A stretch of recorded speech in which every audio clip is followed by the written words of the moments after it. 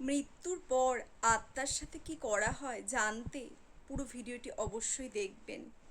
মৃত্যুর পর মানুষের কর্ম অনুযায়ী আত্মাকে দেবদূত বা কখনো কখনো যমদূত নিতে আসে। মৃত্যু আসন্ন হলে পারে অনেকে তাদের দেখাও পান, অনেকে খুব ভয় পেয়ে যান, কেউ কেউ চিৎকার করেন, এমনকি কান্নাকাটি পর্যন্ত করেন।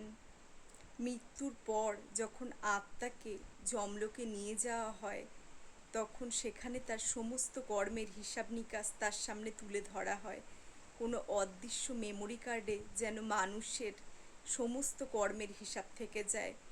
হিন্দু ধর্ম যেহেতু জন্মান্তরের কথা বলে, তাই এখানে মানুষ এক জন্মের কর্মের ফল পুরোপুরি এক জন্মে পায় না, জন্ম জন্মান্তর ধরে তাদের সেই ফল ভোগ করতে দেখা যায়।